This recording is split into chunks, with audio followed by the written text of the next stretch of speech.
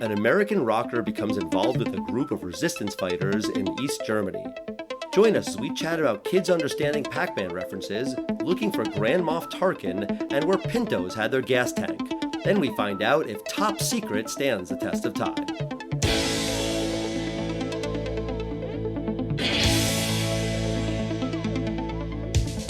Test of time, James and Alan have their say. Do the movies you love still hold up today? James says gladiator with a glut.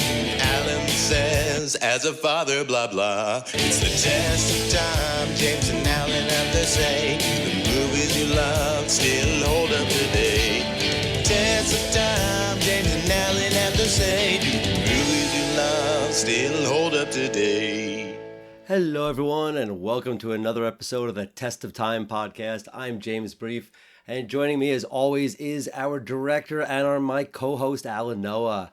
How you doing, Al? Hi, that's me. I am very well. How you doing there, James? I'm very happy. We are here today. We're going to talk about a movie. I'll call it Top Secret, but I know that you're going to correct me and say it's actually pronounced what? Top Secret! That's right, because this is one of those Zucker Abrams movies that it must be their trademark that their movies end in an exclamation point, right? Like Airplane has an exclamation point. Wait, what movie? Airplane. Oh, yeah. And Top Secret. And Naked Gun from the files of Police Squad. That's right. Yeah, I guess that is a thing that they do. And you only said 2/3 of them. It's Zucker, Abrams, Zucker. Okay, yes. There are two Zuckers. Two Zuckers, one Abrams. The one Abrams and two Zuckers. But right. Their name is Zucker. Yes, but Zuckers collectively. Mm-hmm. They're brothers. They are. There was something interesting I wanted to talk about today. Ubisoft, they had this game called The Crew. People bought the game digitally, and it has a one-player game. But for some reason later, Ubisoft had shut down servers, thus rendering a one-player game that you had purchased. I mean, obviously, maybe the multiplayer won't work anymore years later when the servers are gone, but the one-player game is now gone. And that really pisses people off, especially because you bought something that you assumed was going to be good forever. And another recent story that happened was the controversy over this wildly popular game. It's the hugest success since, arguably since, say, Fortnite. This game called Helldivers 2. It's a game well, you're not in the PC gaming community, and also this game is a PlayStation exclusive. Not only has it been one of these runaway successes financially, but also critically. And it's just one of those things that everyone loves it. Everyone's having a great time with it.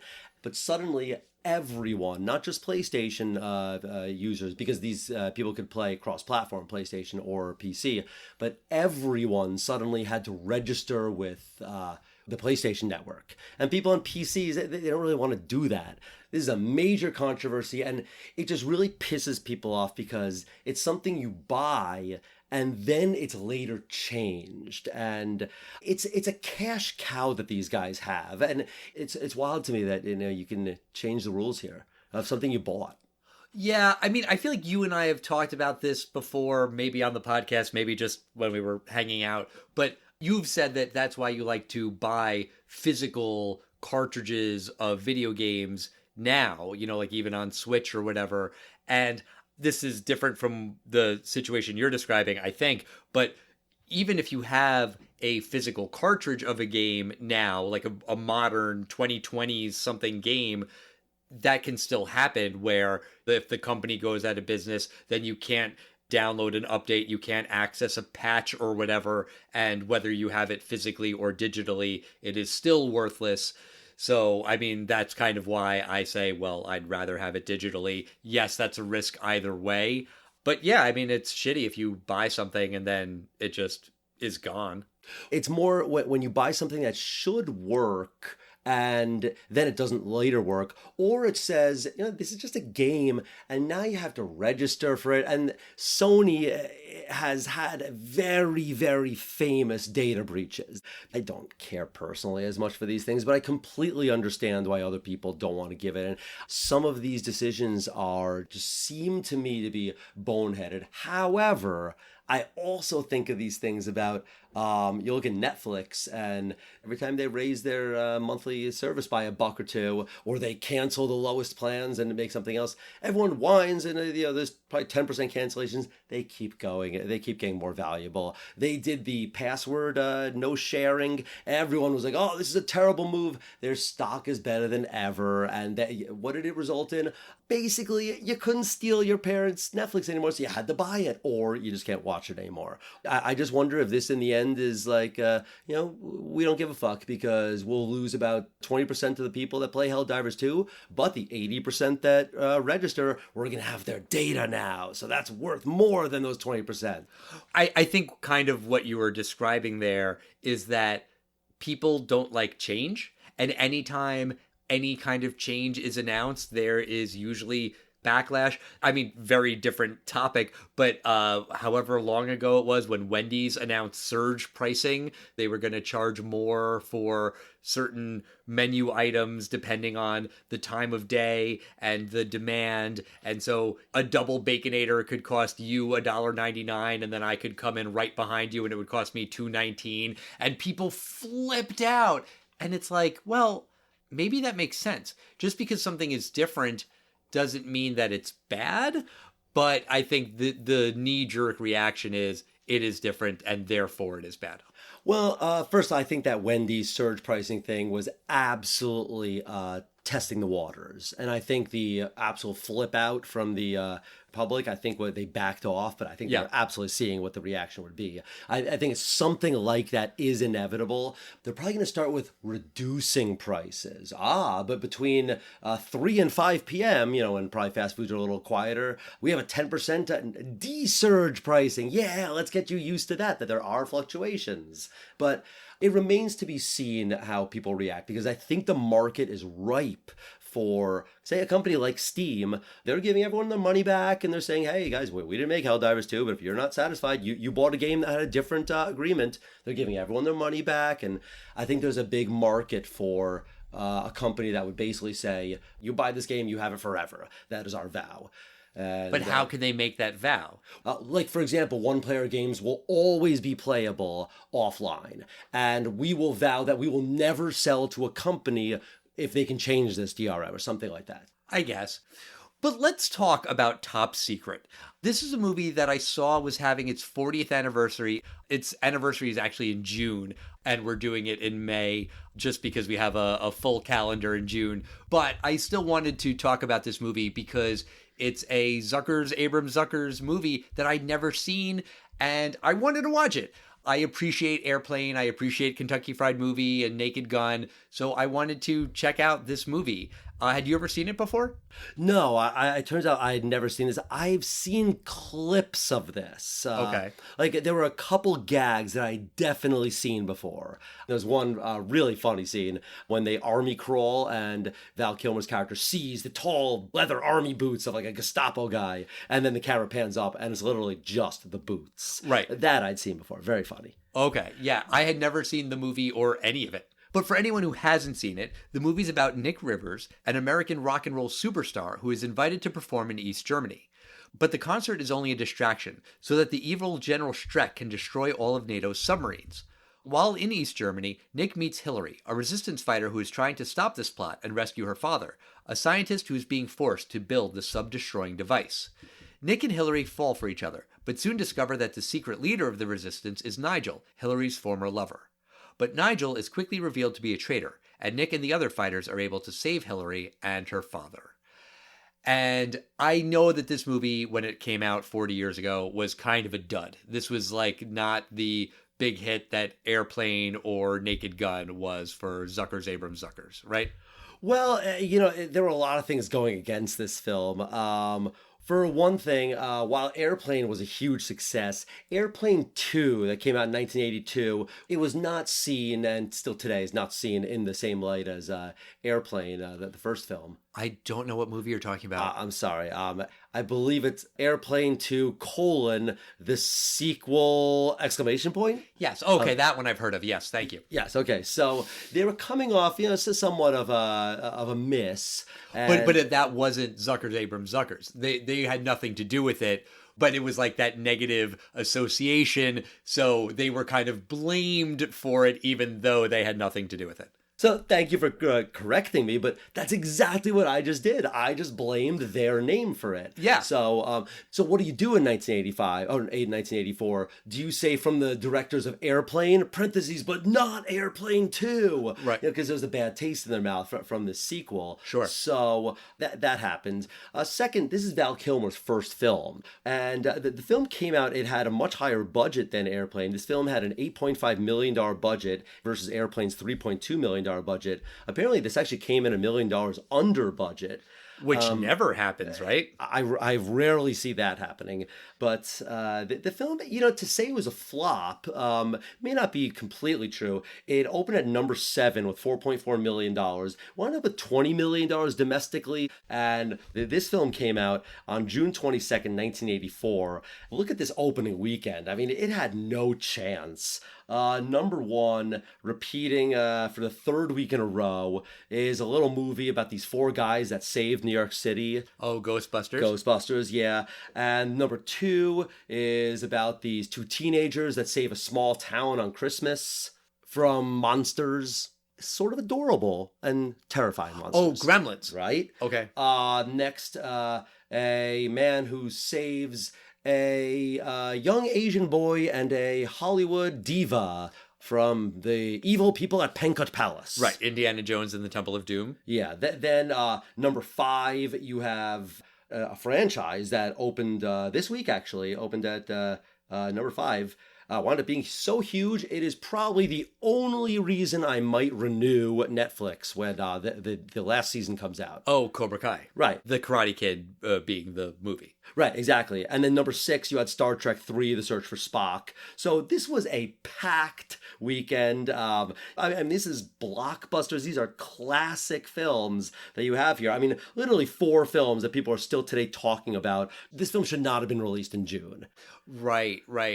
Well, let's get into the main thing, I guess, the elephant in the room from a test of time perspective about this movie, which is that it centers around East Germany. Yeah, the Cold War. But not just the Cold War, like East Germany specifically. Right. This movie is about East German bad guys, and they want to reunite Germany or unify Germany under the evil communist umbrella. Yes, it is Cold War related, but I mean, most of the movie takes place in East Germany, and East Germany as a country does not exist anymore. You're right. There are some specific East German jokes. Yeah. There's one part where you see these very, very muscular women, because there used to be these jokes about like the East German Olympic athletes that was the Iron Curtain Soviet Union kind of giving steroids or something. It's still a joke. I mean, Russia is like kicked out of a number of competitions for doping their athletes, but specifically East Germany. Yeah, I wonder why it was specifically East Germany. I guess maybe that's where some doping scandals came from. But it's still today not a joke that you have to explain to someone why this is a joke. Right. Even though we were kids in the 80s and we weren't really following geopolitics, we are old enough to understand, oh, right, East Germany, and then the fall of the Berlin Wall, and then Germany became united again. But just, you nailed it. You would have to explain what East Germany is to someone younger who is watching this movie. You don't need to do a 20-minute history lesson, but it did just kind of leap out at me that the core plot of this movie kind of doesn't stand the test of time. Another thing that really doesn't stand the test of time, I did see a one-sentence synopsis. It was actually when I was looking up the box office, and it said, a spoof of the spy films and Elvis Presley films of like the 50s and 60s. And I don't know what a spy film from the 60s is. I mean, I know what James Bond is. Is that what they mean? Probably. I definitely don't, I have a vague idea of what Elvis Presley films are because of like other films we'd see, like when we watched that movie, That Thing You Do, and they're like in a beach movie, and it just seems like an Elvis Presley surf special or something that I guess I vaguely heard of. That's another movie with an exclamation point in the title. That Thing You Do. Yes, That Thing You Do.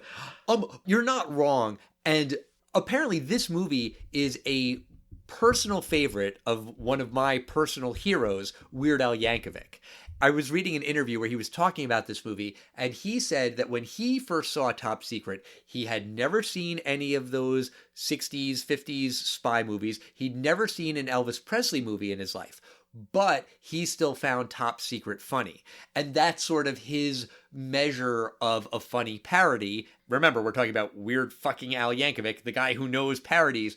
If you don't know the original thing that is being parodied, and the parody is still funny, then the parody has succeeded.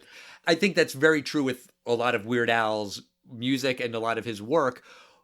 I did a little bit think, though, while I was watching this, like, there's references that I'm not getting because I, too, have never seen any of these Elvis Presley movies.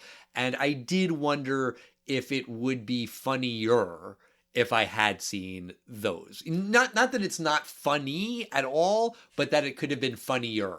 I don't think you needed to know those movies. I agree with Weird Al there. But to take a different film, Austin Powers, I highly doubt the kids that are watching Austin Powers today, college kids, I don't think they have any reference to the Roger Moore 70s films. A lot of vagina, like that's because there was a character Pussy Galore. Right. $1 million because, yeah, the Blofeld probably asked for $1 million in a 60s film, and it still works because it's not just a reference to the 60s film, but it's just a reference to a 60s guy asking for $1 million. That's why it's funny. I agree with you that you don't need to know everything here, but sometimes there were some things in this film where I was like, I wish I knew who that was. Right. While we're talking about Elvis, the first song that we hear from Nick Rivers is not an Elvis Presley parody. It's very much a Beach Boys parody where they're doing a skeet surfing, which is so preposterous. You don't need to know the Beach Boys in order to find that funny, that he has combined surfing with shooting. These two things would never, ever, ever go together for all of the obvious reasons. Also, speaking of Weird Al has a song called Trigger Happy, which is not a parody of any one particular Beach Boys song, but it's very much a Beach Boys style song that's all about guns and the love of guns, and this guy's crazy about guns and he is trigger happy, hence the song title, which I have to assume was at least partially inspired by this movie, especially considering that he has talked about how much he loves Top Secret. I did think that song parody was pretty funny. Oh, I actually did too. These surfers keep falling, and then, yes, eventually one guy does fall, his rifle does go off, and he shoots a plane down. And they're all shooting towards the beach, where there are people sunbathing, and of course, then they're running away because, oh my God, they're being shot at. There's also like a montage of Nick Rivers, who is just so very popular that he's playing MSG, Madison Square Garden. Nick Rivers is top billed, and Stevie Wonder and Linda Ronstadt, and time permitting, Frank Sinatra. I think that joke still works 40 years later because everyone's heard of Frank Sinatra. Yeah. There's a scene when you're watching a car go like through the city map, and you're watching it plot, and there's all these dots as you're plotting it, and you don't quite know where they're going with this, and suddenly the whole grid fills up with dots, and then Pac-Man and the ghosts come out. I can almost guarantee people were not only laughing but applauding at a scene like this. But I don't think anyone under 20 will understand that joke. I disagree. I think they made a very good choice for a video game to reference with Pac-Man.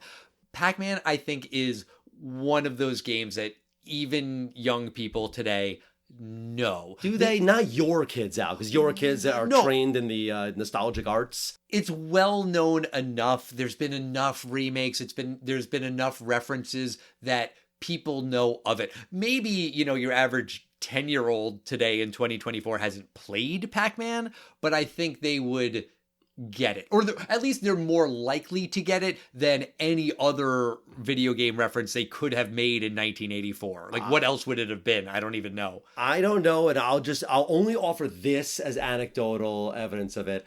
I have never, in all of my years being a pediatrician, seen a child wear anything to do with Pac-Man. You might be right that some kids do, but I bet a lot of kids it would go over their head. Maybe. Well, let's talk about some of the other jokes in this movie that don't stand the test of time. When Nick is talking to the East German customs agents, I guess that's what they're supposed to be, he threatens that he will sign them up for the Montgomery Ward mailing list. Montgomery Ward is an old store, like a department store. Oh, I had no idea what that was. There's a part where there's a spy that's, he's mortally wounded. He takes out an envelope and he burns the envelope. And as he's dying, you see that the envelope is his Publishers Clearinghouse envelope, which is, It's an outdated thing, but it was the company that I guess sold like magazine subscriptions. And every year they made a big deal of being announced at the Super Bowl. Like, if you have the winning number, you'll win like $20 million. And it was a big deal back then. Sure. Ed McMahon. Ed McMahon. Ed McMahon will change your life. But I didn't quite get why he burned it, though. Was it like so secretive you don't want someone else getting your number or something? They don't make it clear because Hillary gives that guy the envelope and she says this letter must be delivered to New York. So it could be that it was actual real spy stuff, but just disguised as Publishers Clearinghouse because, they're spies, so it would be a secret. Or maybe it was just, they wanted to be entered into the contest. They don't really ever pay that off one way or the other. There's also a joke about Ripple, the fortified wine that was a big deal in the 80s. I think I only know of that because of Weird Al also. I think he made a joke about Ripple in some song or maybe from The Simpsons or something. I've heard it before, but it's a joke in the movie where Nick orders the finest champagne and they give him the 84 vintage Ripple and then they pour it and then he gets up and it like shatters the glass because it's just acid, basically. You're kind of giving me a blank stare because you never heard of this. So never heard of it. And that's fine.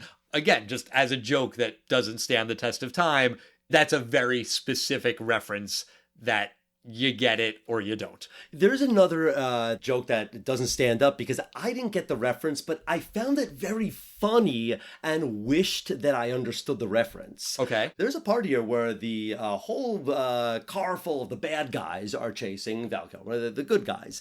And the bad guys, they're run off the road and the car slowly rolls to a stop. And it's actually the bad guys that they don't crash into a tree. They don't fall off the cliff. They actually survive very, very easily. The car is slowing down and there's a Ford Pinto in front of them. Right. And they touch the Pinto and then the whole thing explodes. But the part I found just really funny, there's a sound effect that like when they touch it, it goes ding, right. And then boom. And I found that very funny, but I had to kind of retroactively tell myself the joke. Oh, I'm going to just assume Ford Pintos like blew up a lot. They did. Do you know why? No, I don't really know anything about Ford Pintos except that they've been made fun of. That's all. Right. And I don't know that they blew up all the time, but they had their gas tank in the very back of the car. So that was why that if there was any kind of rear collision, they were more likely to catch fire. And this is obviously an exaggeration of that, but that is based on a real actual thing. Yeah, other jokes that don't really stand up today. The reference to the movie, The Blue Lagoon. There's a whole plot summary, not just a gag, referencing that. And The Blue Lagoon was a Brooke Shields movie where I think she's like 13 or 14 when they filmed this film. Something like that, yeah. And there's this very, very like blonde boy that she's with, and they're stranded on an island, and I think they fall in love and start having sex and stuff. Right. And in this film, they parody that, and so mostly people won't have references to it. And the male actor from that film, I happen to just have seen clips of the movie, so I know that he's supposed to look just like that guy, but mostly it would go over your head. Right. There's also a whole thing where Nick Rivers, the Val Kilmer character, says that he's not Mel Torme, a well-known songwriter, composer, well-known in 1984, not well-known 40 years later. There's a scene earlier where like he's talking with Hillary about TV shows, and she's talking about, well, there are good TV shows like the Mary Tyler Moore Show and MASH. Like there are names that are dropped in this movie that are just dated references. But I do think it's worth pointing out that there are a lot of jokes in this movie that I think do land 40 years later and have nothing to do with cultural references. The one that really, really made me laugh out loud, literally, was when he's talking with Dr. Flamond, Hillary's father, and Dr. Flamond is telling Nick what happened to him, that he was at home and the secret police invaded his home and they ransacked his lab and they kidnapped him and they stole him away from his family and they imprisoned him in this dungeon. And then Nick just responds by saying, "That sucks." I'm not doing it justice. Like, the way Val Kilmer delivers that line really, really got me. I thought that was very, very funny. There's a scene, actually, when they make the Mel Torme reference, they're in a pizzeria for whatever reason. And while, like, the main dialogue is happening, all of the extras in the background are like pulling the cheese, you know, like they're pulling the pizza away from them, and the cheese is just getting longer and longer and longer and longer. They're not specifically calling attention to it. It's you know, just a background gag, but I thought that was really funny. There's a big shootout scene and the bad guys throw a grenade into the room and one of the good guy heroes jumps on the grenade. And then he's fine and everyone else in the room blows up. Like, it's so stupid, but that kind of shit makes me laugh. There was a really funny part. And this absolutely happens to me. Damn it, in my 40s, this still happens. I still get the dream that I just can't really remember going to class all semester. And Same. It's the test, and as Nick Rivers is having this nightmare that does that blurry back to reality. Oh, the dream's over, and he wakes up and realizes he's in the middle of being tortured by the East Germans, and he just goes, "Oh, thank God." Right, right. At least I'm not studying for my chemistry test. I thought that was very funny. In the beginning of the film, there's these Cold War guys, and they're talking about, you're going to kill these guys, and we're going to take over here. And this guy, it's a very subtle joke, but he has a stamp. Yes. And he stamps it down that says, "Find them and kill them." As if he says that so much that just make a stamp that does it, so I don't have to write it so much. Yes. When you mentioned the background joke that was just going on in the background with the cheese, I thought a hysterical joke. I don't know if you even noticed this one. There's a statue of an enormous pigeon. Yes, I did notice And that. then randomly, these humans, these tiny humans, fly down onto the pigeon statue and poop on it and then fly away. No, they pee on it. Or pee on it, fine. And then the pigeon statue poops out a person. Because if it was a statue of a person, then the pigeons would pee and poop on it. I mean, that one I didn't think was as funny. One more that I do just want to call out, when the resistance fighters are talking about Nick and they're saying that Nick has really proven himself to be valuable because he knows where Dr. Flamond is hiding. And he says, "Well, it seems you have become, how do you say, indispensable?" And then Nick responds, "Indispensable." That's great. That's straight out of Airplane. It's the same guys, of course. Again, like that just makes me laugh. I mean, it's the "Don't Call Me Shirley." Yes, exactly. That's exactly. what it is. There's a problem in the cockpit. The cockpit, what's that? What's the little room in the front of the airplane where the pilot sits? But that's not important right now. That will always, always, always be funny to me. Right. There's another part I thought that was very funny. There's the scene with some male ballerinas, and Yeah. you know, there's always a joke about how, you know, ballerinas or anyone that wears tight spandex, you know, male anatomy, you can see that. Right. But in this case, they're American football sized Yes, bulges. yes, they are comically large bulges. Yeah, at one point the ballerina is kind of jumping from dick to dick, you know, with all the male ballerinas. That was pretty funny. Then the other one, another or crass joke was one of the guys was talking about how his marriage is in trouble. His solution was to get a new sex toy. What's it called, Al? The anal intruder. That's right. And it looks like this huge gun with a fist on the end of it. Right. And, you know, it's over the top. I was actually expecting that to be a plot point. I was expecting the very end of the film, like some guy was about to stab Nick Rivers and then someone shoots him with the anal intruder. I thought that was the callback that it was going to get, but they actually destroy the anal intruder in the next scene. And that guy dies off camera. They say that he died in his hotel room using the anal intruder, and it took Exactly. hours to get the smile off of his face. Yeah. I liked the French guys. Their names were like Sacre Bleu, Cordon Bleu, Baguette, and Deja Vu. Deja Vu. And it's like, haven't I met you before? Yeah. And I do love that because my father, raised in Paris, he says that Sacre Bleu is just, it's something that non-French people say is a French stereotype, but he's like, never did I ever hear anyone ever say the word Sacre Bleu. Chocolate Mousse is one of the French resistance fighters. Did he look familiar to you? No, who is that? He's the pirate from Raiders of the Lost Ark. When the Nazis get on the boat and he sniffs Marion's hair and says, she'll fetch a fine price. That guy. I recognized him instantly. And at the very end, another joke that I laughed at. I watched this with someone who they also laughed but did not get the reference. But at the very end, when Nick and Hillary, they've decided they've made their love speech to each other, and how does Hillary respond that she too is in love with Nick? Her boobs glow. I think it's a reference to E.T., right?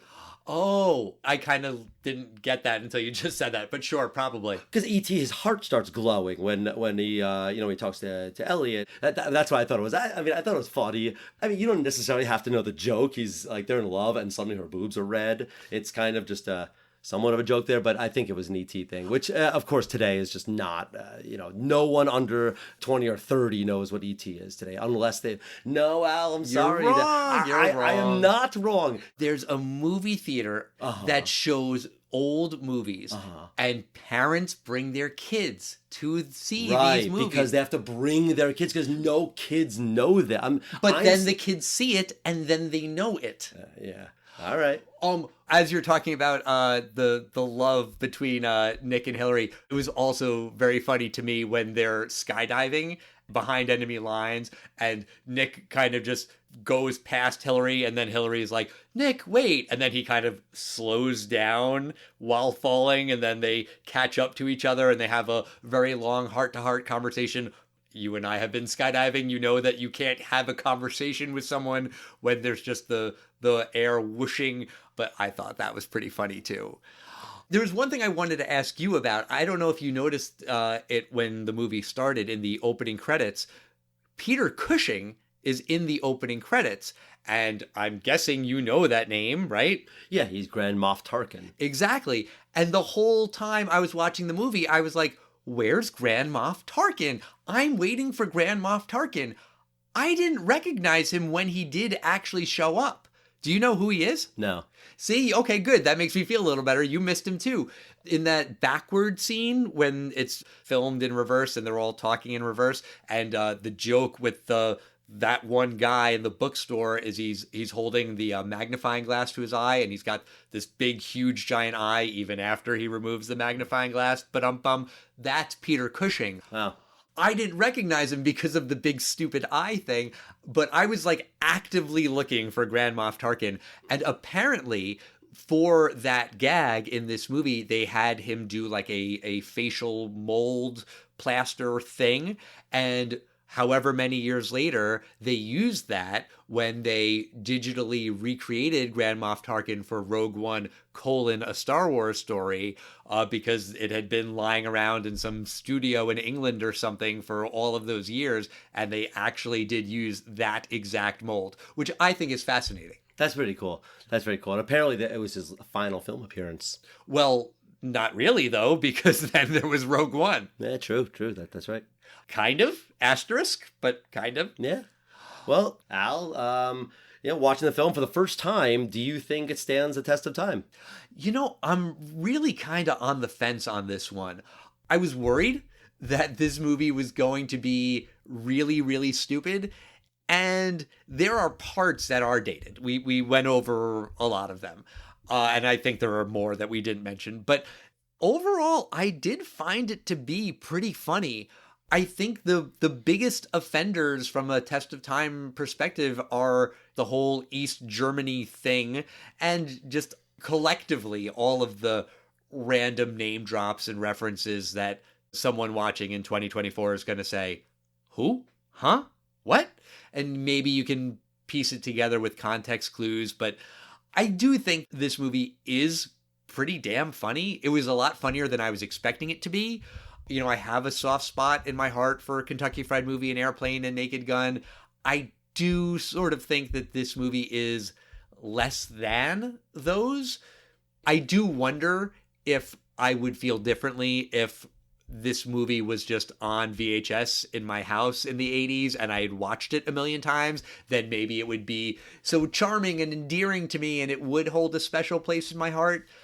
I think I'm going to say no, that it doesn't stand the test of time just because of the East Germany stuff, because of the dated references. Also, the plot isn't that important in a movie like this, but they could do better. I think they could have done a better job at like resolving it. Like whatever happens with the NATO submarine destroying device, whatever happens to General Streck, like we don't know, right? Like they just kind of abandoned that.